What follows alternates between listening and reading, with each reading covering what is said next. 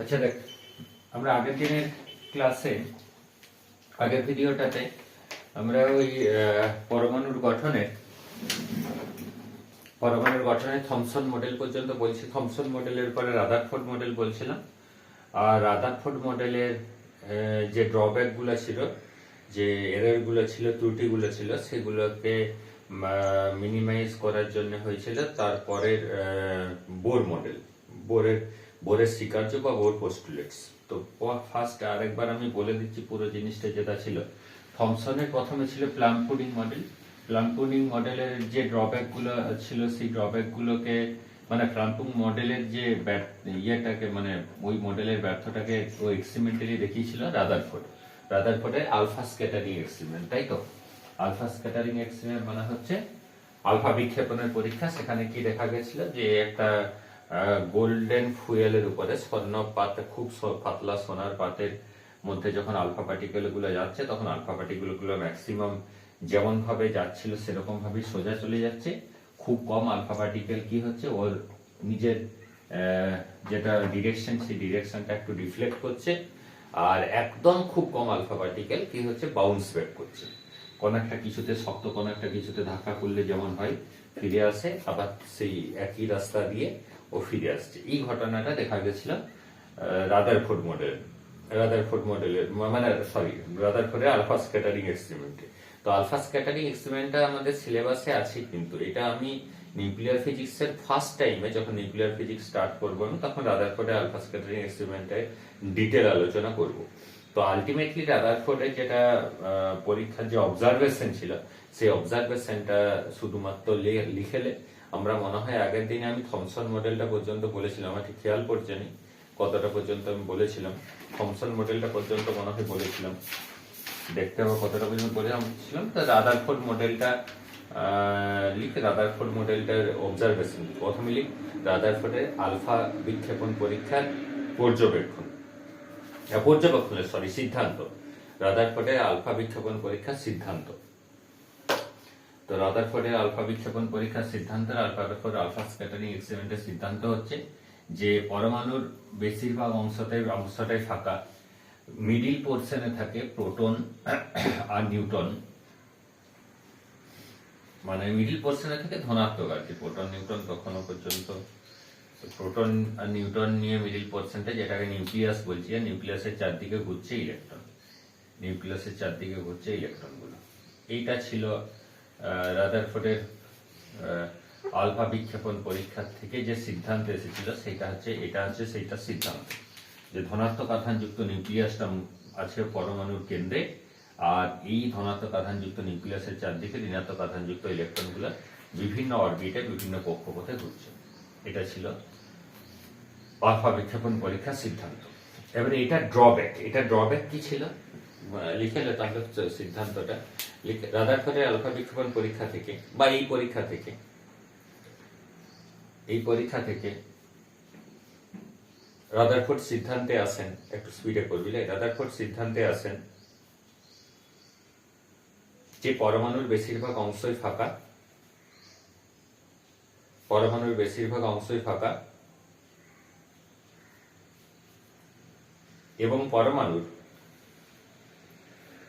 খুব কম অংশ জুড়ে ধনাত্মক আধান বর্তমান,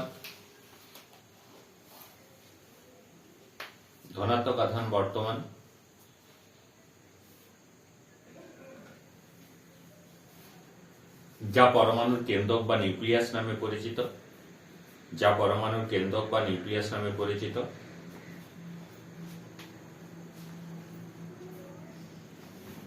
এবং তার চারিদিকে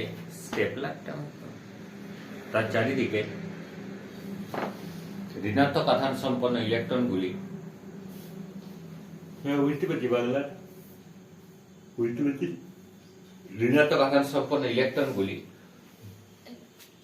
নিউক্লিয়াসের চারদিকে বৃত্তপথে বল কোনখানে কাটিয়ে বল ধনাত্মক যা পরমাণুর কেন্দ্রক বা নিউক্লিয়াস নামে পরিচিত, যা পরমাণুর কেন্দ্রক বা নিউক্লিয়াস নামে পরিচিত, পারিছিস? তাহলে বলবি পরমাণুর কেন্দ্রক বা নিউক্লিয়াস নামে পরিচিত, এবং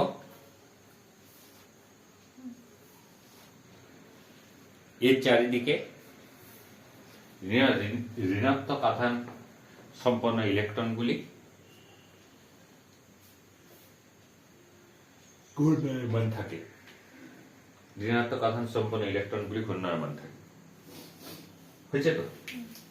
এবারে শুন যে এটা ড্রব্যাক শুন, মানে রাদারফোর্ডের এটা যেটা বলেছিল সেটার মধ্যে এরার কি ছিল, ভুল কি ছিল? ভুল বলতে ফার্স্ট অবজারভেশন হচ্ছে যে stability of atom, stability of অ্যাটমের উপরে এফেক্ট পড়েছিল, বুঝলি তো? Stability of atom, stability of atom কেন দেখ, stability of atom, stability of অ্যাটমের উপরে কেন এফেক্ট পড়েছিল? কারণ যদি ইলেকট্রনগুলো নিউক্লিয়াসের চারিদিকে ঘুরে তাহলে ইলেকট্রনের বেগ পরিবর্তনশীল হবে, কারণ বেগের অভিমুখটা বদলাচ্ছে। তুই যদি বলিস বেগের মানটা একই থাকবে, তো বেগের মানটা একই থাকবে ধরে নিলে বেগের অভিমুখ কিন্তু বদলাবে। তাহলে বেগের অভিমুখ যদি বদলায় তাহলে ইলেকট্রন থেকে কি হবে, ইলেকট্রনটা থেকে শক্তির বিকিরণ হওয়ার কথা। তাহলে ইলেকট্রনটা থেকে শক্তির বিকিরণ হলে কি হবে, যে এই ইলেকট্রনটার অরবিট, যে কোন ইলেকট্রন, এই ইলেকট্রনটা আমি ধরছি, এই ইলেকট্রনটার অরবিট এরকম ভাবে কমতে কমতে বেগটা কমবে, বেগটা কমলে ওর ব্যাসার্ধটাও কমবে, কমতে কমতে কমতে কমতে কি হয়ে যাবে, নিউক্লিয়াসের মধ্যে পড়ে যাবে। কারণ তুই ভাব একটা পাথরকে একটা সুতো দিয়ে বেঁধেছিস, তুই ঘোরাচ্ছিস, তুই আস্তে আস্তে ঘোরাচ্ছিস। যদি অনেকটা ব্যাসার্ধের অনেকটা বড় সার্কেলে ঘোরাতে হয় তাহলে স্পিডটা বেশি দিতে হবে, জোরটা বেশি দিতে হবে। যদি খুব ছোট সার্কেলে ঘোরাস তাহলে আস্তে ঘোরালেও চলবে। তাহলে বেগ যদি কমে তাহলে ব্যাসার্ধটাও কমে আসবে। তাহলে বেগ যদি কমে ওর ব্যাসার্ধটা, এটা যদি আস্তে হালকা হয়ে যায়, মানে স্পিডটা যদি কমে যায় তাহলে ওর ব্যাসার্ধটাও কিন্তু কমে আসবে। আরে যদি মনে কর হাফ এম ভি স্কোয়ার কমবে, তো ব্যাসার্ধ মানে হচ্ছে রেডিয়াস। যদি মনে কর বেগটা কমে, ভেলোসিটি ডিক্রিজ করে, ভেলোসিটি ডিক্রিজ করলে কি হবে, কাইনেটিক এনার্জি ডিক্রিজ করলে ভেলোসিটি ডিক্রিজ করবে, velocity magnitude of velocity decrease করলে কি হবে, রেডিয়াসটাও ডিক্রিজ করবে। ঠিক আছে, রেডিয়াসটাও কমবে, এবং কমতে কমতে কি হয়ে যাবে, একটা সময় নিউক্লিয়াসে পড়ে যাবে। একটা সময় নিউক্লিয়াসে পড়ে গেলে স্টেবিলিটি অফ অ্যাটম, এটার উপরেই তো ক্রস চিহ্ন হচ্ছে, যে এখানে অ্যাটমটা স্টেবল হবে কি, যদি ইলেকট্রনটা নিউক্লিয়াসের উপরে গিয়ে পড়ে যায় তাহলে অ্যাটমটা স্টেবল হবে না। তাহলে আর রাদারফোর্ডের এই পর্যবেক্ষণের প্রথম ত্রুটি হলো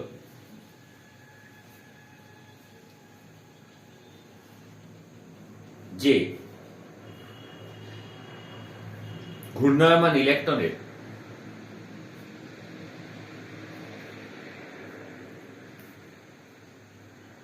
থেকে ক্রমশ শক্তির নিঃসরণ হওয়ার কথা তড়িৎ চুম্বকীয় তরঙ্গের তত্ত্ব অনুসারে, আর কি এটা লিখে ব্যাখ্যাটা লিখে, তড়িৎ চুম্বকীয় তরঙ্গের তত্ত্ব অনুসারে ক্রমশ শক্তির নিঃসরণ হওয়ার কথা, ব্যাখ্যাটা লিখিলে তড়িৎ চুম্বকীয় তরঙ্গের তত্ত্ব অনুসারে। ঠিক আছে,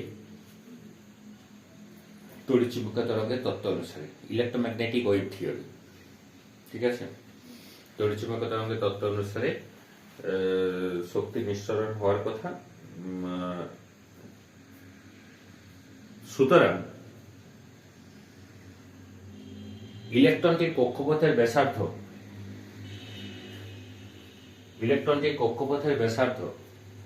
হ্রাস পেতে পেতে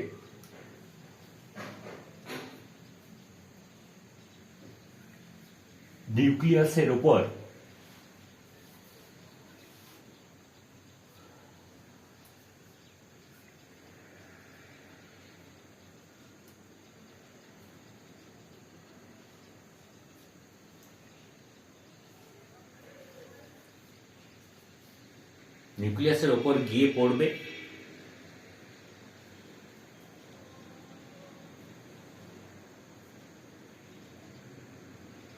এবং পরমাণুর গঠন সুস্থির হবে না, আনস্টেবল হয়ে যাবে। স্টেবল তো হবে না যদি নিউক্লিয়াসটার উপরে ইলেকট্রনটা পড়ে যায় তাহলে তোর আকৃতিটাই আর তো ওইরকম থাকছে না, শেপটাতেই সেরকম থাকছে আর ওটা তো হওয়ার কথা নয়, কারণ ইলেকট্রন তো একটা নির্দিষ্ট অরবিটে ঘুরছে নিশ্চয়ই, অনেকটা পজিশনে তো আছে নিউক্লিয়াসের মধ্যে, প্লাম পুডিং মডেলের মতনই হয়ে যাচ্ছে, তো এটা হবে না। নেক্সট হচ্ছে কি যে যদি মেবি তুই এটা ধরে নিলিস যদি এটা হচ্ছে যে ইলেকট্রনটার রেডিয়াস কমছে, এটা যদি হয় তাহলে কি হওয়ার কথা বলতো, তাহলে এই ইলেকট্রনটা থেকে কন্টিনিউয়াস কি হয় এনার্জি বিকিরণ হবে, সব সময় কি হবে এনার্জি, এখান থেকে এনার্জি রেডিয়েশন হবে, কি হবে এনার্জি সবসময় এখান থেকে রিলিজ হবে, এনার্জি সবসময় এখান থেকে রিলিজ হবে। মানে যদি কোনো একটা ইনস্ট্রুমেন্ট আমার হাতে থাকে যে ইনস্ট্রুমেন্টটার সাহায্যে এই এনার্জিটাকে অবজার্ভ করা যায়, তাহলে আমি কি দেখবো যে কন্টিনিউয়াস একটা অ্যাটম থেকে এনার্জি রিলিজ হচ্ছে।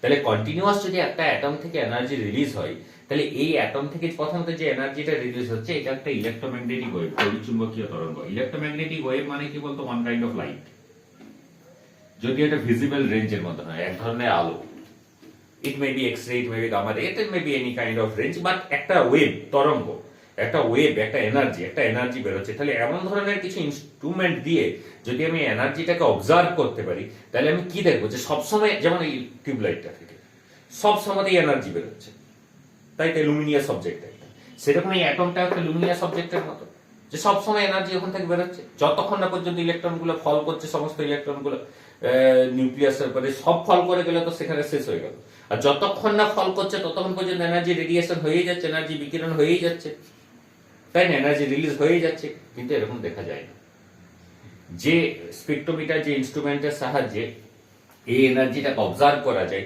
সেখানে দেখা যায় কি যে কখনো কখনো এনার্জি দেখা যায়, কিন্তু এনার্জি কোন একটা বিশেষ সময়ে দেখা যায়, এবং এনার্জিটা কন্টিনিউয়াস নয়। কোন একটা সময়ে হয়তো একটা এনার্জি দেখা গেল, সাপোজ মনে করে একটা রেড কালারের কোন এনার্জি, তারপর একটা ইয়েলো কালারের কোন একটা এনার্জি, বা অন্য কোন একটা সেপারেট কোন একটা ফ্রিকোয়েন্সি বা তরঙ্গ দৈর্ঘ্যের কোন একটা ওয়েভলেন্থের energy, different kind of electromagnetic wave release হয়, কিন্তু কন্টিনিউয়াস ইলেকট্রোম্যাগনেটিক ওয়েভ রিলিজ হচ্ছে এটা কিন্তু হয় না। বুঝতে পেরেছিস তো, কন্টিনিউয়াস যে ইলেকট্রোম্যাগনেটিক ওয়েভ রিলিজ হচ্ছে সেটা কিন্তু হয় না। তাহলে কি লিখবো, তাহলে সেকেন্ড ড্রব্যাক হচ্ছে লিখ, যদি আলাদা পেরাই, যদি ইলেকট্রনটি নিরবিচ্ছিন্নভাবে মানে কন্টিনিউয়াসলি শক্তির বিকিরণ করতে থাকে, স্পেকট্রোমিটার মানে হচ্ছে বর্ণালী বীক্ষণ যন্ত্র, যেটা দিয়ে স্পেকট্রোমিটার বলতে যেখান থেকে কোন একটা অ্যাটমের এনার্জিকে অবজার্ভ করা যায়, যে কত এনার্জি বা কত ফ্রিকোয়েন্সি, কত ওয়েভলেন্থের এনার্জি ওখান থেকে বেরোচ্ছে। কি বললাম,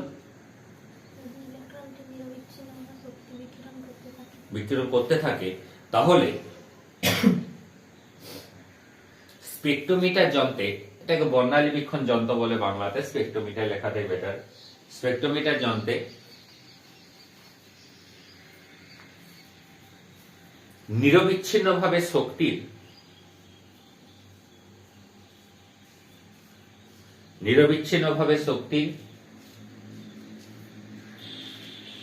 বিকিরণ দেখা যাবে, নিরবিচ্ছিন্নভাবে শক্তি মানে এনার্জি রেডিয়েশন, নিরবিচ্ছিন্নভাবে কন্টিনিউয়াসলি এনার্জি রেডিয়েশন দেখা যাবে, কিন্তু প্র্যাকটিক্যালি সেটা হয় না, কিন্তু এটা হওয়ার কথা অ্যাকর্ডিং টু দ্য অবজারভেশন, মানে according to the consideration of Rutherford. বুঝতে পারছিস, রাদারফোর্ড যেটা ধরেছে সেটা অনুযায়ী এটা হওয়ার কথা, কিন্তু দেখা যাচ্ছে কি এটা হচ্ছে না, তাহলে দেয়ার ইজ সামথিং রং। যখন এটা হচ্ছে না, নিশ্চয়ই সেটার মধ্যে কিছু একটা ভুল আছে, তাহলে হওয়ার কথা, কিন্তু বাস্তবে এরকম ধরনের কোন শক্তির বিকিরণ হয় না বা দেখা যায় না, বাস্তবে এরকম ধরনের কোন শক্তির বিকিরণ দেখা যায় না। বুঝতে পারলে তো, এই পরমাণুর গঠনটায় এটার এই ড্রব্যাকটাকে এক্সপ্লেন করেছিল কে, হ্যাঁ, এই ড্রব্যাকটাকে এক্সপ্লেন করেছিল বোর এই অবজার্ভ মানে এই ড্রব্যাকটাকে এক্সপ্লেন করেছিল বোর, BOHR, তাই তো, Bohr postulate, BOS TULETE, Bohr postulates, বোরের স্বীকার্য, বুঝলি। তো পস্টুলেটস মানে আমি আগের দিন বলেছিলাম, পস্টুলেটস মানে হচ্ছে there is nothing theoretical evidence behind the postulates and experimental evidence. কোনো থিওরিটিক্যাল এভিডেন্সও নেই, কোনো এক্সপেরিমেন্টাল এভিডেন্সও নেই। পোস্টুলেটস মানে হচ্ছে স্বপ্নাদেশ পাওয়ার মতো। ও রাত্রে স্বপ্ন দেখেছে, সকালে উঠে পর বলে দিল যে এই জিনিসগুলি, যেটা বললো সেটা মেনে নিতে বাধ্য বাকি সবাই, কারণ তাদের আর কোনো দ্বিতীয় কিছু বলার অপশন নেই, বলতে পারছে না কিছু বলতে পারছে, না কিছু থিওরিটিক্যালি দেখাতে পারছে, না কোনো এক্সপেরিমেন্টালি দেখাতে পারছে। তো পর্দাগুলো দিতে রিফ্লেকশন হবে না, তাহলে বুঝতে পেরেছিস? তো এটা হচ্ছে বোরের পোস্টুলেট। তো বোরের পোস্টুলেটস, ফার্স্ট পোস্টুলেটস কি? ফার্স্ট পোস্টুলেটস হচ্ছে বোরের স্বীকার্য, প্রথম স্বীকার্য। ফার্স্ট পোস্টুলেটস হচ্ছে every electrons are rotate, every electrons are rotate about some stable circular orbit, about some stable circular orbit। প্রত্যেকটা প্রতিটি ইলেকট্রন নিউক্লিয়াসের চারিদিকে কিছু সুস্থির কক্ষপথে আবর্তন করে, সুস্থির কক্ষপথে আবর্তন করে।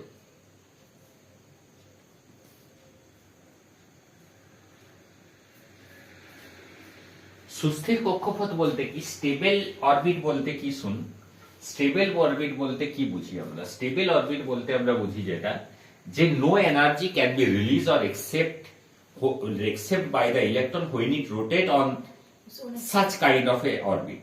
যে অরবিটে ইলেকট্রনটা ঘুরছে, একটা নির্দিষ্ট কোনো অরবিটে যখন ঘুরছে, তখন নো এনার্জি কোন এনার্জি কি হয় না, এক্সেপ্ট হয় না, অর কি হয় না, release, except or release from this orbit. এই অরবিট মানে release by the electron when, যখন এটা রোটেট করে, rotate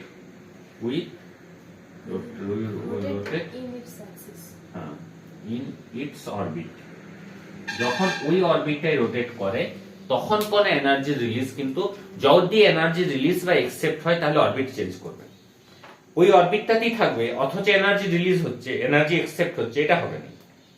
সার্টেন অরবিট, তাই এটা হচ্ছে স্টেবল অরবিট। এটা হচ্ছে ফার্স্ট পোস্টুলেট। সেকেন্ড পোস্টুলেটস হচ্ছে যখন ইলেকট্রনগুলো ওই নির্দিষ্ট অরবিটে ঘুরবে, তখন ইলেকট্রনগুলোর angular momentum, the angular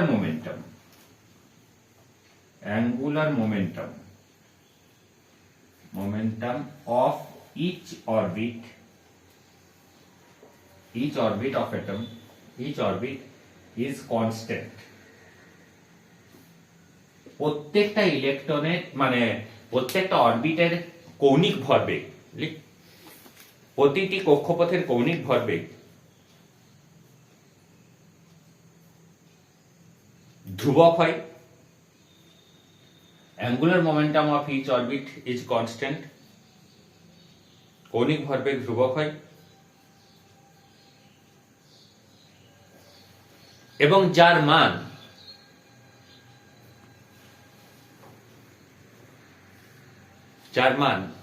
n(h cross) and the value of the angular momentum is n(h cut) হয়। ঠিক আছে, যেখানে h কাটটা হচ্ছে h ডিভাইডেড বাই 2 পাই।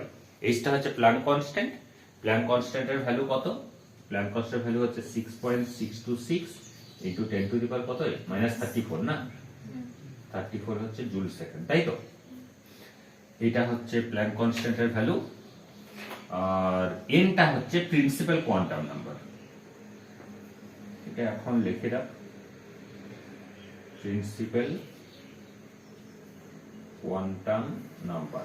এটা সম্বন্ধে আরো ডিটেইল আমরা পরে বলবো, প্রিন্সিপাল কোয়ান্টাম নাম্বার বলতে অ্যাকচুয়ালি কি, ফার্স্ট অরবিটের ক্ষেত্রে n এর ভ্যালু হচ্ছে 1, সেকেন্ড অরবিটের ক্ষেত্রে 2, থার্ড অরবিটের ক্ষেত্রে বিভিন্ন অরবিটের ক্ষেত্রে n এর ভ্যালুটা চেঞ্জ করে। প্রথম অরবিটের ক্ষেত্রে 1, দ্বিতীয় অরবিটের ক্ষেত্রে 2, তৃতীয় অরবিটের ক্ষেত্রে 3, ফোর্থ অরবিটের ক্ষেত্রে এরকম ভাবে।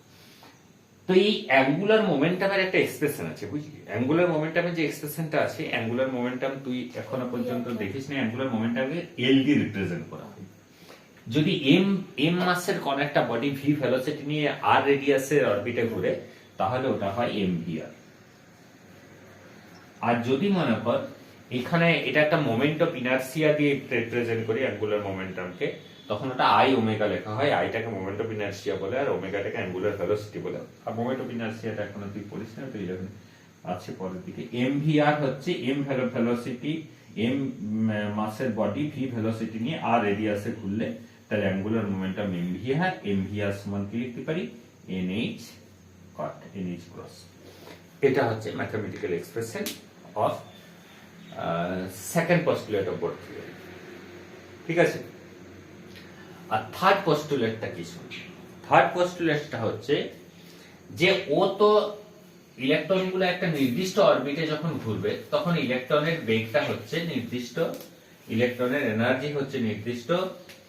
এই নিউক্লিয়াসের চারদিকে ইলেকট্রনটা ঘুরছে। এটা ফার্স্ট অরবিটে ঘুরছে, এটা সেকেন্ড অরবিটে ঘুরছে, এটা থার্ড অরবিটে ঘুরছে, এরকম ভাবে ঘুরছে।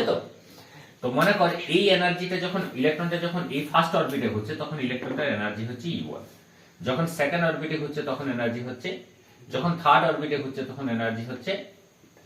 এরপরে কি হচ্ছে দেখ, এই ইলেকট্রনগুলো যখন কোন একটা অরবিট থেকে কোন একটা অরবিটে যাচ্ছে, যখন ও মনে কর এখান থেকে যদি এখানে আসে, তাহলে ওর এনার্জিটা E2 থেকে E1 হয়ে যাবে। যদি ও E3 থেকে E2 তে আসে, তাহলে কি হবে? E3 থেকে ওর এনার্জি E2 হয়ে যাবে। সিমিলারলি এখান থেকে যদি E1 থেকে 1 থেকে যদি 2 এ যায়, তাহলে ওর এনার্জিটা E1 থেকে E2 হয়ে যাবে। আর যদি এরকম ভাবে এনার্জিটা চেঞ্জ হবে, তাহলে এই যে এনার্জি চেঞ্জটা হবে, কি হতে পারে? এনার্জি রিলিজ হতে পারে, বা এনার্জি, সাধারণত এনার্জি যদি একসেপ্ট হয়, একসেপ্ট হলে কি হবে? এনার্জি নিল, তাহলে কি হবে? ও উপরের দিকে যাবে। আর এনার্জি যদি ছাড়ে, ও কি হবে? নিচের দিকে আসবে। এই যে এনার্জি নেবে বা এনার্জি ছাড়বে, এই যে এনার্জিটা নেবে বা এনার্জিটা ছাড়বে, এই এনার্জিটা in form of electromagnetic wave হবে, তড়িৎচুম্বকীয় তরঙ্গের আকার হবে। মানে একটা ইলেকট্রন যে শক্তিটা গ্রহণ করবে, ইলেকট্রন যে এনার্জিটা একসেপ্ট করবে, সেই এনার্জিটা কি রকম এনার্জি একসেপ্ট করবে? ইলেকট্রোম্যাগনেটিক ওয়েভের এনার্জি একসেপ্ট করবে। যে কোনো কিছুর এনার্জি একসেপ্ট করবে না। মানে আর যদি এনার্জি রিলিজ করে, কি রকম ফর্মে এনার্জি রিলিজ করবে? ইলেকট্রোম্যাগনেটিক ওয়েভের ফর্মে এনার্জি রিলিজ করবে। আর according to electromagnetic wave theory, যে কোনো একটা ইলেকট্রোম্যাগনেটিক ওয়েভের এনার্জি হচ্ছে, এনার্জির ফর্ম হচ্ছে এইচ নিউ। এইচ নিউ দিয়ে বোঝানো হয়। এইচটা হচ্ছে প্ল্যাঙ্ক কনস্ট্যান্ট, আর নিউটা হচ্ছে ইলেকট্রোম্যাগনেটিক ওয়েভের ফ্রিকোয়েন্সি। ঠিক আছে? এটা প্ল্যাঙ্ক কনস্ট্যান্ট, প্ল্যাঙ্কের ধারণা অনুসারে, প্ল্যাঙ্কের কনসেপ্ট অনুসারে একটা ইলেকট্রোম্যাগনেটিক ওয়েভের এনার্জি এইচ নিউ। এটা আইনস্টাইনও ফটোলিটি এফেক্ট ব্যাখ্যা করতে গিয়ে বলেছে, তোদের এটা বলা হয়েছিল। তো এই এনার্জিটা কার সাথে সমান হবে? এই দুটো অরবিটের এনার্জি ডিফারেন্সের সাথে সমান হবে। It can be written as U1 or E2 minus E1। যদি E2টা বেশি হয় E1 এর থেকে, তাহলে মনে করো ও 2 থেকে 1 নম্বরে একটা ইলেকট্রন ফল করছে। এই 2 থেকে 1 নম্বরে হচ্ছে, তাহলে কি হচ্ছে? তাহলে এখান থেকে একটা ইলেকট্রোম্যাগনেটিক ওয়েভ বেরোবে। যে ইলেকট্রোম্যাগনেটিক ওয়েভটা বেরোবে, সেই ইলেকট্রোম্যাগনেটিক ওয়েভটার এনার্জি কত হবে? H new. এবং এই এইচ নিউটা কত হবে? এইচ নিউটা হবে এই দুটো অরবিটের যে এনার্জির পার্থক্য, শক্তির পার্থক্য, E2 আর E1 এর যে ডিফারেন্স, তার সাথে সমান। এটা হচ্ছে থার্ড পোস্টুলেট। যে কোনো একটা ইলেকট্রন উচ্চতর শক্তি স্তর, হায়ার এনার্জি স্টেট থেকে লোয়ার এনার্জি স্টেটে আসবে, তো কি হবে? একটা ইলেকট্রোম্যাগনেটিক ওয়েভ রিলিজ করবে। And the energy of the electromagnetic wave is H nu. বা একটা ইলেকট্রন যদি মনে করো লোয়ার অরবিটাল স্টেট থেকে লোয়ার এনার্জি স্টেট থেকে হায়ার এনার্জি স্টেটে যায়, নিম্নতর শক্তি স্তর থেকে উচ্চতর শক্তি স্তরে, তাহলে কি হবে? এনার্জি একসেপ্ট করবে। এবং that energy also accept from electromagnetic wave, তড়িৎচুম্বকীয় তরঙ্গের থেকে। তড়িৎচুম্বকীয় তরঙ্গ মানে কি? তড়িৎচুম্বকীয় তরঙ্গের শক্তি মানেই হচ্ছে এইচ। ঠিক আছে?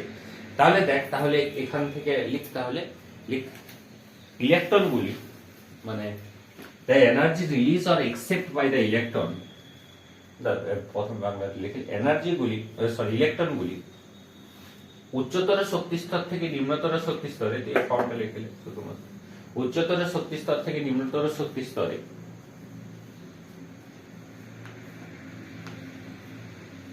বা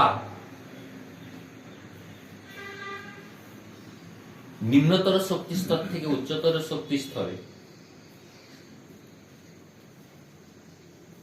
বা নিম্নতর শক্তি স্তর থেকে উচ্চতর শক্তি স্তরে গেলে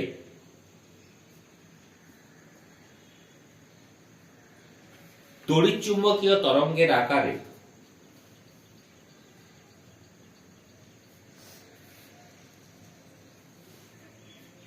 শক্তি গ্রহণ বা বর্জন করবে। তড়িৎচুম্বকীয় তরঙ্গের আকারে energy can be release or except in form of electromagnetic wave. ঠিক আছে, and mathematically it can be written as h nu is equal to e2 minus e1, যেখানে where e2 যেখানে e2 হচ্ছে এনার্জি অফ দা মানে দ্বিতীয় শক্তি, দ্বিতীয় কক্ষপথের শক্তি, আর e1 হচ্ছে প্রথম কক্ষপথের শক্তি। ঠিক আছে, আর নিউটা হচ্ছে তড়িৎচুম্বকীয় তরঙ্গের কম্পাঙ্ক, ফ্রিকোয়েন্সি অফ ইলেকট্রোম্যাগনেটিক ওয়েভ। ঠিক আছে, নিউটা হচ্ছে তড়িৎচুম্বকীয় তরঙ্গ। বোঝা গেছে তো? তাহলে এই যে আলোগুলো না, দেখ এখানে একটা জিনিস আমি বলে রাখছি, যদি এটা পরে বললেও হতো। তো এখানে একটা জিনিস শুনে রাখ, এই যে টিউবলাইট গুলোর থেকে বা যে কোনো বাল্ব থেকে বা যে কোনো একটা লুমিনিয়াস অবজেক্ট যেখান থেকে লাইট রিলিজ হচ্ছে না, আলো বেরোচ্ছে, সেই আলোটা বেরোচ্ছে হচ্ছে এইটা হচ্ছে, এটা কি হয়, একটা ইলেকট্রন এই যে কারেন্টটা দিয়ে পরে, কারেন্টটা তো একটা এনার্জি, এই কারেন্টের এনার্জিটা দিয়ে, ইলেকট্রিক এনার্জিটা দিয়ে কি হয়, ইলেকট্রন গুলাকে নিম্নতর শক্তি স্তর থেকে উচ্চতর শক্তি স্তরে পাঠিয়ে দেওয়া হয়। উচ্চতর শক্তি স্তরে যখনই যাবে, হায়ার এনার্জি স্টেটে যখনই যাবে, এটা অ্যাটমিক প্রপার্টি হচ্ছে 10⁻⁻10 সেকেন্ডের মধ্যে it back to the same state. ওই ইলেকট্রনটা কি করে আবার নিজের জায়গাতে ফিরে আসে। তাহলে যখনই নিচের জায়গায় ফিরে আসবে তখন কি হবে, সেখান থেকে ইলেকট্রোম্যাগনেটিক ওয়েভ এনার্জি রিলিজ হবে। তাহলে তখনই সেখান থেকে কি হবে, ওই জায়গাটাতে ভাষাটা একটু আমি মানে ওই মানেটা একটু অন্যরকম বোঝাচ্ছে, জিনিসটা কিন্তু ওই রকম নয় যে ইলেকট্রনটাকে নিচের থেকে উপরে পাঠানোর জন্য তড়িৎচুম্বকীয় তরঙ্গের যে দরকার, সেটা হলে যে কোনো ভাবে ইলেকট্রনটা উপরের স্টেটে যেতে পারে, কিন্তু উপরের স্টেট থেকে যখন নিচের স্টেটে ফিরে আসবে তখন কিন্তু ইট শুড বি মানে ইট always release, it will be release কি ইলেকট্রোম্যাগনেটিক ওয়েভ, তড়িৎচুম্বকীয় তরঙ্গেই বিকিরণ হবে। ঠিক আছে, তাহলে একটা ইলেকট্রন যখন উচ্চতর শক্তি স্তর থেকে নিম্নতর শক্তি স্তরে ফিরে আসবে তখন কিন্তু তড়িৎচুম্বকীয় তরঙ্গে বিকিরণ করবে। এই যে টিউবলাইট গুলো, টিউবলাইটের ক্ষেত্রে কি হয়, এখানে টিউবলাইট মনে করে এখানে লাইট লাগানো আছে, সাপোজ মনে করে এখানে একটা বাল্ব, এখানে একটা বাল্ব লাগানো আছে, তো এই বাল্ব মনে করে এইটা বাল্বটা একটা, এই বাল্ব, তো এই বাল্বের মনে করে এখানে এখানে এখানে দিয়ে এখানে ব্যাটারি দিয়ে এখানে বাল্বটাকে আমি কি করছি বলতে, এই বাল্বটার ফিলামেন্টটাকে আমি এক্সাইটেড করছি। তো কি হচ্ছে, এই ফিলামেন্টটার মধ্যে যে অ্যাটমস গুলো আছে, সেই অ্যাটমের মধ্যে যে ইলেকট্রন গুলো আছে, সেই ইলেকট্রন গুলো কি হচ্ছে, ও লোয়ার স্টেট থেকে হায়ার স্টেটে চলে যাচ্ছে। যখনই হায়ার স্টেটে যাচ্ছে তখনই 10⁻⁻10 সেকেন্ডের মধ্যে it back to the same position, same স্টেটে ফিরে আসছে। যখনই ফিরে আসছে তখন কি হচ্ছে, তখন একটা এইচ নিউ কি করছে, তখন একটা এইচ নিউ কি করছে, রিলিজ করছে, তখন একটা এইচ নিউ কি করছে, এইচ নিউ বের করছে, তড়িৎচুম্বকীয় তরঙ্গ বের করছে। এবারে এই তড়িৎচুম্বকীয় তরঙ্গের এইচ নিউ মানে H nu can be written as H C by lambda, nu মানে সি বাই ল্যামডা, নিউ আর সি বাই ল্যামডার মধ্যে কোনো ডিফারেন্স নেই, সি সমান হচ্ছে নিউ ইনটু ল্যামডা, তো nu can be written as C by lambda. তাহলে সিটা তো velocity of the light in vacuum which is constant. তাহলে এই ল্যামডাটা যখনই 8000 থেকে 3000 এর মধ্যে হচ্ছে না, 8000 অ্যাংস্ট্রম থেকে 3000 অ্যাংস্ট্রমের মধ্যে মোটামুটি near about 8000, more or less 8000 আর মোর অর লেস 3000, এই অ্যাংস্ট্রমের মধ্যে যখনই ঘটছে তখনই হয় রেড নয় ভায়োলেট, কি হচ্ছে, হয় রেড নয় ভায়োলেট লাইট রিলিজ হচ্ছে, যে লাইটটাকে আমরা চোখে দেখতে পাচ্ছি। ঠিক আছে, যে আলোটাকে আমরা চোখে দেখতে পাচ্ছি, আর সাদা দেখতে পাচ্ছি মানে কি বলতো, মিক্সড আপ আছে, ওখানে যতটা ভায়োলেটও আছে ততটা রেডও আছে, সব রকম আছে, মানে সাতটা ওয়েভলেন্থে আছে। এখানে mixture of wavelength from 3000 to 8000, যখন মিক্সড হয়ে যাচ্ছে তখন কালারটা কি হয়ে যাচ্ছে, হোয়াইট। বুঝতে পেরেছিস?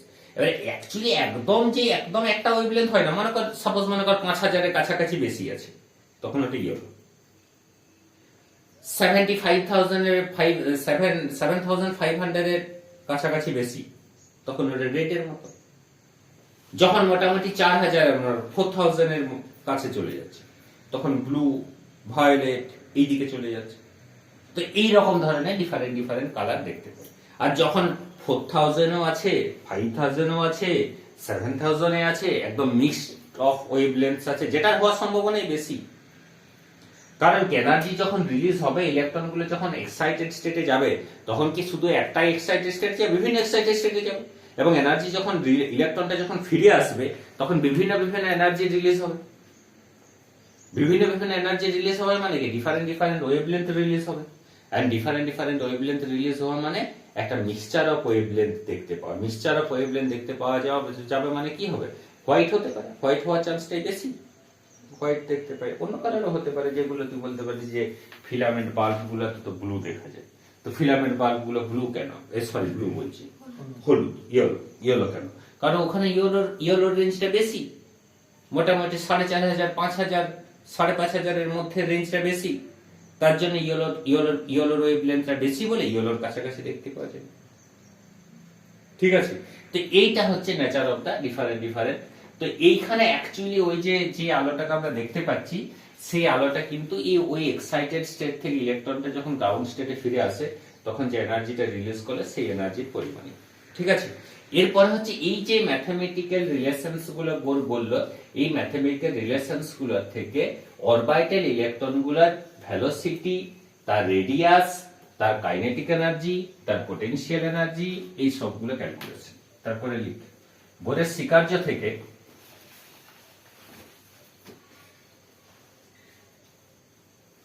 পরমাণু মধ্যস্থিত ইলেকট্রনের বেগ, ব্যাসার্ধ, গতিশক্তি, স্থিতিশক্তি, কম্পাঙ্ক, পর্যায়কাল নির্ণয়।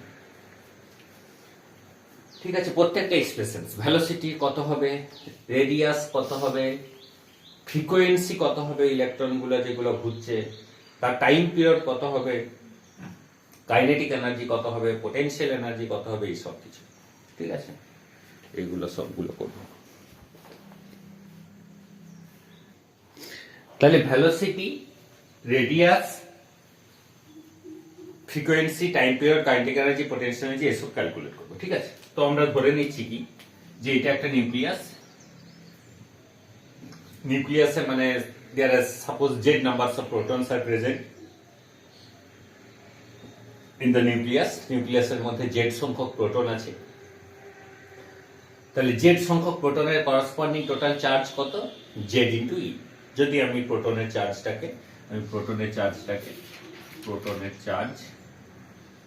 যদি আমি e ধরি, পজিটিভ চার্জ e প্লাস হচ্ছে, আর ইলেকট্রনের charge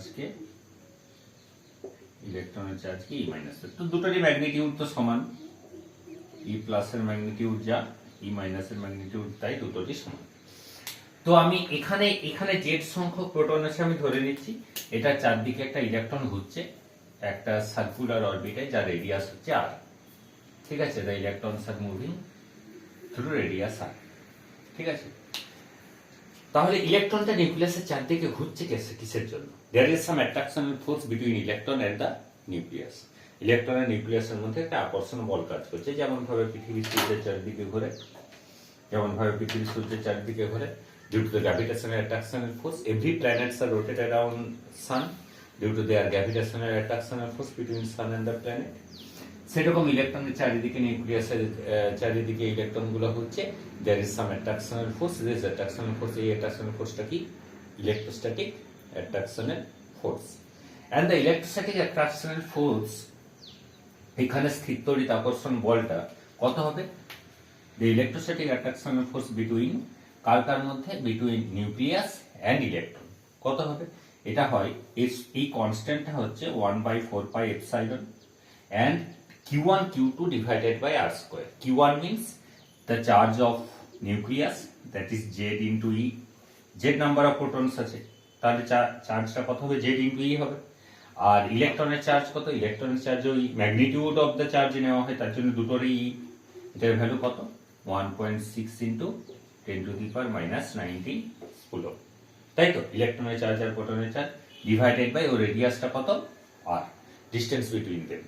Actually q1 q2 two charges if separated by distance r, then there is some attractional force, that is the electrostatic attractional force acting between the charges, expressed according to Coulomb's law, is multiplication force is proportional to the product of the magnitude of the charges, that is F is proportional to q1 q2 and inversely proportional to the square of distance between the charges, that is r square. R square. ঠিক আছে?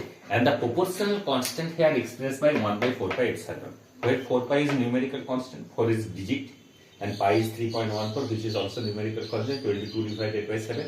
And this epsilon is represent the electrostatics nature of the medium.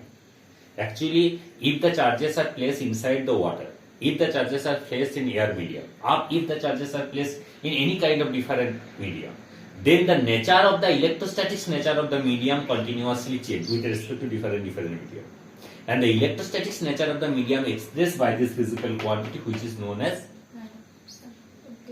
electrical permittivity. This electrical permittivity, এটাকে বলা হয় তড়িৎভেদ্যতা, epsilon. This epsilon is called electrical permittivity. Actually, this is represent the electrostatics nature of the medium, which is constant for a certain kind of medium. In air medium, this is absolutely a constant value. The value of the epsilon naught is 8.867 something into 10⁻⁻12 or something, -12 Coulomb square per meter square per Newton. And the value of 1/4 pi epsilon naught in air medium is 9 into 10⁻⁹. Numerical করার সময় কনস্ট্যান্টটা ব্যবহার হয়, ঠিক আছে? তো যাই হোক, এটা তোরা তো জানিস এখানে কি হচ্ছে থাকে, এটা হচ্ছে এই জেডি হচ্ছে নিউক্লিয়াসের চার্জ আর ই হচ্ছে ইলেকট্রনের চার্জ, আর এই দুটোর মধ্যে অ্যাট্রাকশনাল ফোর্সটা কত? 1/4 pi epsilon Z into E divided by r square. এই ফোর্সটা কোন দিকে কাজ করছে? এই ফোর্সটা হচ্ছে ইলেকট্রনটার সেন্টারের দিকে, এবং এটার কেন্দ্র বহির্মুখী যে বলটা সেন্ট্রিফিউগাল ফোর্স তার সাথে সমান হবে। এই সেন্ট্রিফিউগাল ফোর্সের এক্সপ্রেশন কত হয়? mv স্কয়ার বাই r হয়, তাই তো? অপকেন্দ্রিক বল বা বহিকেন্দ্রিক বলের সমীকরণ ইকুয়েশন কি? mv স্কয়ার বাই r হয় তো, যদি m ভরের বস্তু v বেগে r ব্যাসার্ধে বৃত্তপথে ঘোরে। তাহলে এখানে এই ফোর্সটাকে সাপ্লাই করছে কে? এই ফোর্সটা।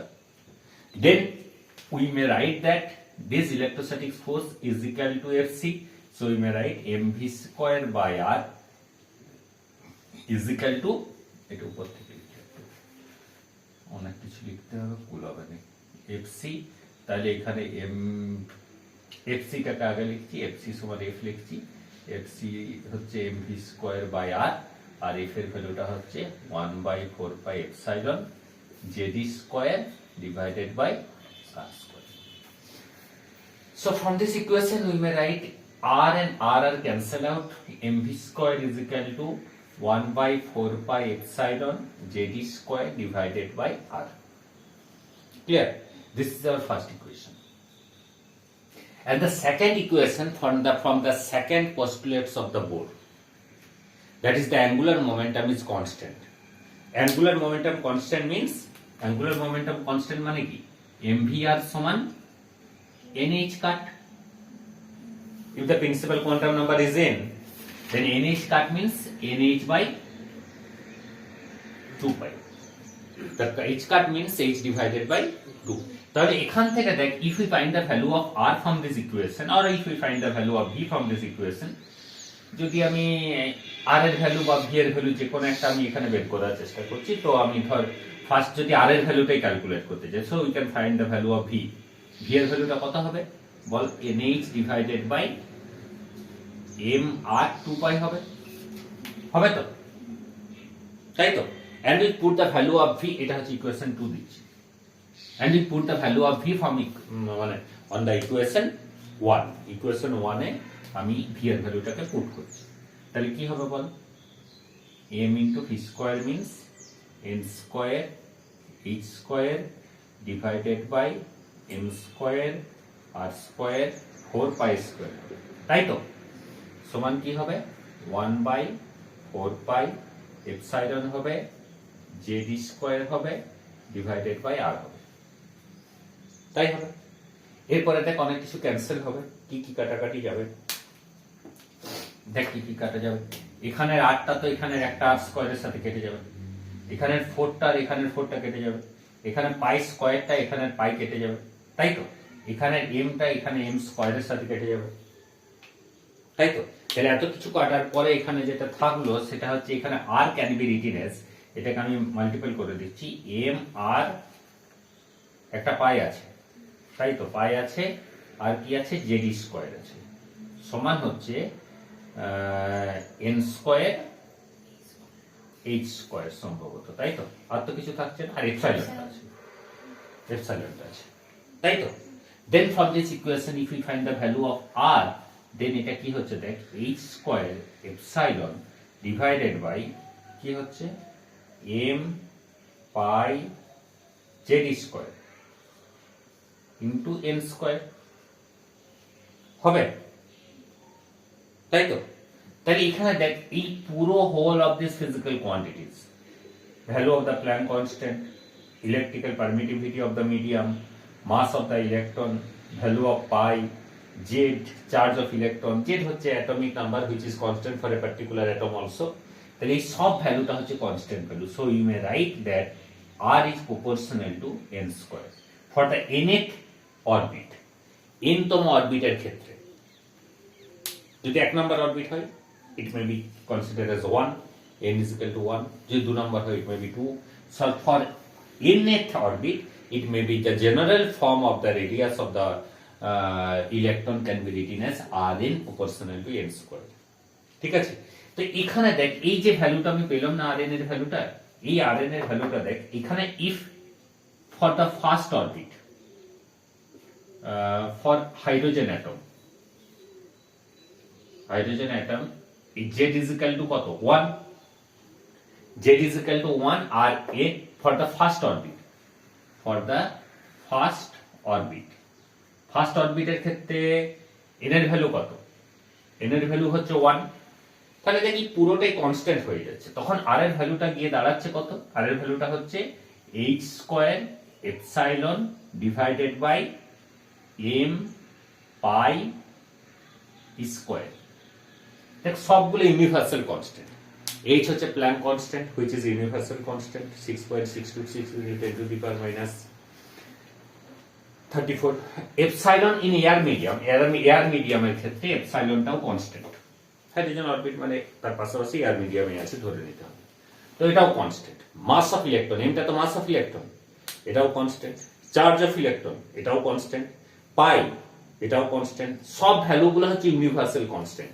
এই সব ভ্যালুগুলোকে বসালে এটা কত হয় জানিস তো? এটা হয় 0.56 into 10 to the power minus 10 metre, এটা হয় 0.56। সব ভ্যালুগুলো বসালে ক্যালকুলেটরে ক্যালকুলেট করলে এটাই বেরোবে যাবে। তার মানে হচ্ছে 0.56 10 to the power minus 10 মানেই হচ্ছে কি angstrom. 10 to the power minus 10 মিটারকে 1 angstrom বলা হয়, তাহলে এটা হচ্ছে অ্যাংস্ট্রম। তাই এইটা হচ্ছে ফার্স্ট অরবিটে ইলেকট্রনের রেডিয়াসের ভ্যালু। আর যে কোনো অরবিটের ক্ষেত্রে কি হবে? ওই proportional to Rn proportional to n square হবে। এই প্রপোর্শনাল কনস্ট্যান্টের ভ্যালুটাকে যদি আমি বসিয়ে দিই তাহলে এটাকে আমি কি লিখতে পারি? Rn into 0.56 into n square. এই পুরো কনস্ট্যান্টের ভ্যালুটা for z is equal to 1। obviously for z is equal to 1, z এর ভ্যালু যদি 1 না হয় তাহলে তো নিচে একটা z থাকবে, ঠিক আছে? যদি z এর ভ্যালু 1 না হয় তাহলে এখানে একটা নিচে একটা z থাকবে, আর z এর ভ্যালু যদি 1 হয়ে যায় তাহলে এটা হচ্ছে এরকম, এটা হচ্ছে রিলেশন, ঠিক আছে? এরপরে v এর ভ্যালুটা আমি কি করে বের করব? আমি তো r এর ভ্যালু বেরিয়ে গেছে। then if we put the value of r in our equation 2 then you get the value of v. Then if we put the value, এটাকে ইকুয়েশন 3 ধর, ইকুয়েশন 3 নাম দিলাম, তাহলে if we put the value of r on our equation 2 তাহলে কত হবে বল v এর ভ্যালুটা? v এর ভ্যালুটা হচ্ছে দেখ কত, এখানে হচ্ছে উপরে NH আর নিচে কি আছে m ইন্টু 2 পাই।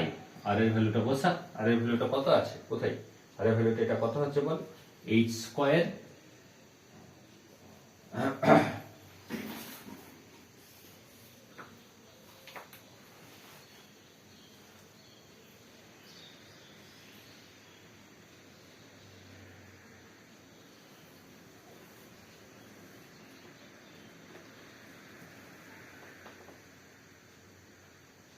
v হচ্ছে NH ডিভাইডেড বাই 2 পাই, তাই তো। তাহলে এখানে কত হচ্ছে বল, h square epsilon into n square, তাই তো, ডিভাইডেড বাই কত আছে m পাই জেড স্কয়ার। এখানেও ক্যান্সেল হবে কিছু কিছু, তো আলটিমেটলি কি হচ্ছে দেখ, v এর ভ্যালুটা একটা h আর h স্কয়ার একটা কেটে যাবে, তাই তো, আর একটা n আর একটা n স্কয়ার কেটে যাবে, একটা n থাকবে, আর এই জিনিসটা পুরোপুরি উপরে উঠে যাবে। এই পাইটা আর এই পাইটাকেও এখানে আমি কেটে দিচ্ছি, ঠিক আছে, এনটা কেটে যাবে nটা তো কেটেছি, না এনটা mটা, আচ্ছা mটা কেটে যাবে, ঠিক। তাহলে এটা হচ্ছে কত, উপরে Z square, only Z square হচ্ছে তো, অনলি জেড স্কয়ারই হচ্ছে, আর নিচে কি থাকছে 2 থাকছে একটা, h থাকছে একটা, এপসাইলন থাকছে একটা, আর n থাকছে, এটাই থাকছে, তাই তো। তাহলে দেখ এই পুরোটা কিন্তু কনস্ট্যান্ট, এই ক্ষেত্রে এই পুরোটা কনস্ট্যান্ট, তাই তো। দেন v can be written as for the nth orbit, v can be written as vn is proportional to 1 by n, ঠিক আছে। যেখানে আর n টা proportional to n স্কয়ার হচ্ছিল, ওখানে vn টা কি হবে, proportional to 1 by n। আচ্ছা যদি বলতো এখানে একটা গ্রাফ ড্র করি, rn আর n স্কয়ারের যদি গ্রাফ ড্র করি কিরকম হবে বলতো গ্রাফটা, এইদিকে মনে কর rn আর এইদিকে n স্কয়ার, গ্রাফটা কিরকম হবে, n স্কয়ার না n স্কয়ার হলে তো প্রিন্সিপাল কোয়ান্টাম নাম্বারের সাথে rn এর ভ্যালুটা কিরকম হবে গ্রাফটা, হ্যাঁ এরকম হবে, প্যারাবোলিক এরকম হবে, স্কয়ারের সাথে সাথে nটা যত বাড়বে rn টা তো স্কয়ার বাড়ছে, ঠিক আছে, y proportional to x square. তাহলে এখানে হচ্ছে প্যারাবোলিক, ওর গ্রাফটা কিরকম হবে,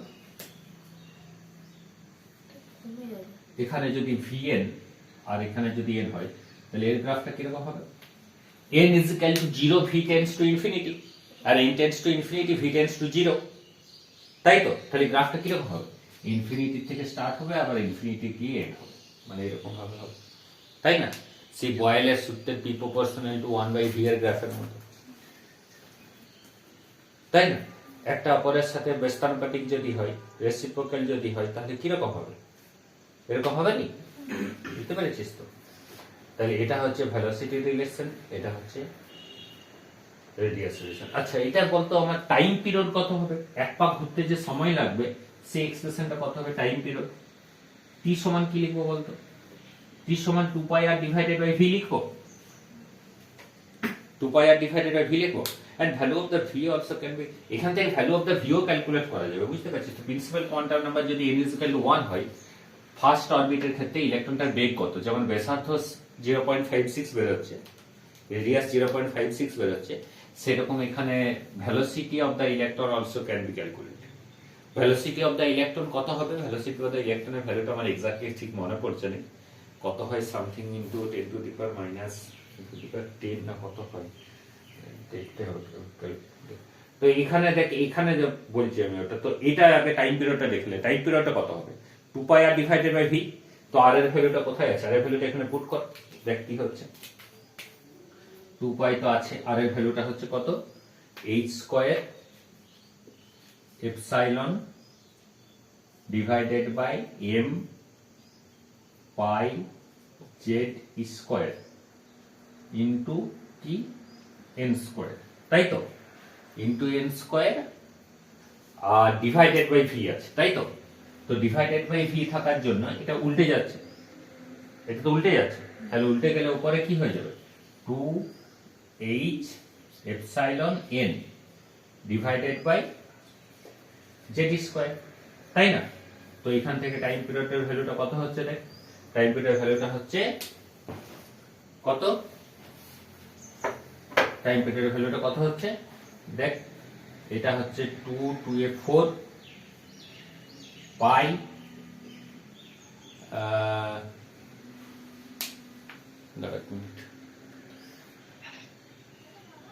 বলো।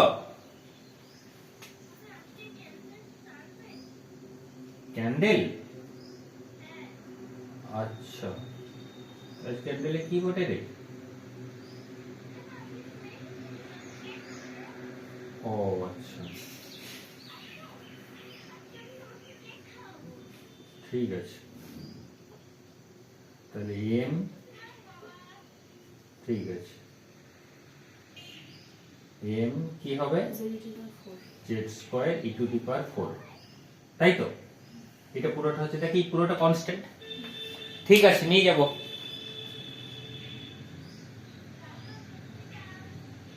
ও ঠিক আছে,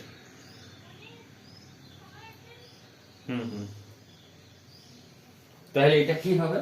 এটা হচ্ছে 4 h square epsilon square divided by m z square E to the power 4 হচ্ছে তো। তাহলে দেখ, এই পুরো জিনিসটা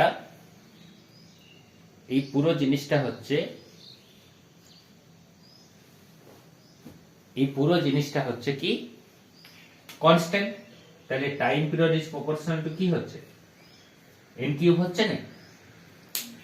বাকি পুরোটা তো কনস্ট্যান্ট, তাই টাইম পিরিয়ড কি হচ্ছে? প্রপোর্শনাল টু n কিউব হচ্ছে।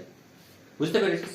তো এইখান থেকে এরকম ভাবে এটা রেডিয়াসের এক্সপ্রেশন, এটা ভেলোসিটির এক্সপ্রেশন, আর এটা টাইম পিরিয়ডের এক্সপ্রেশন, এরকম ভাবে ক্যালকুলেট করা যাবে। তো এটা আশা করি লেখার দরকার আছে কি?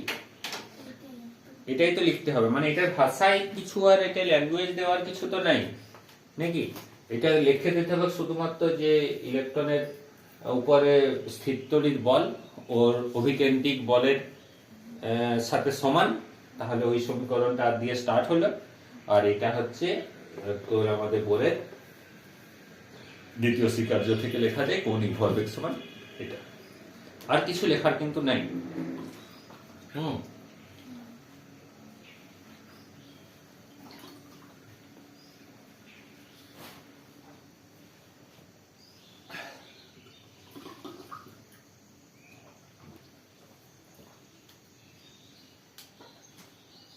ফ্রিকোয়েন্সি কি হবে?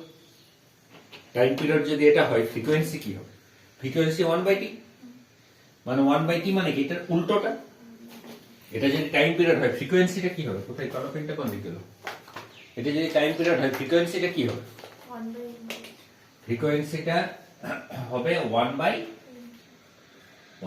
হ্যাঁ 1/n3, 1/n3 মানে এই পুরো জিনিসটা উপরে উঠে যাবে। তাহলে এটা m z square e to the power 4 divided by 4 h cube epsilon square পুরোটাই হয়ে গেল, আর এটা হচ্ছে 1/n3। তাহলে নিউ ইজ প্রপোর্শনাল টু কি হয়ে যাবে? 1/, যেমন v is proportional two n cube হচ্ছে, নিউ ইজ প্রপোর্শনাল টু 1/, বুঝতে পারছিস?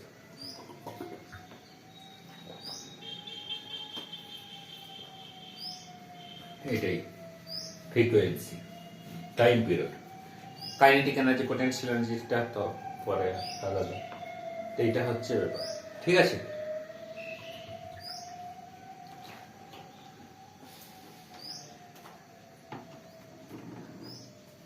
তাহলে এটা করে করতে হবে।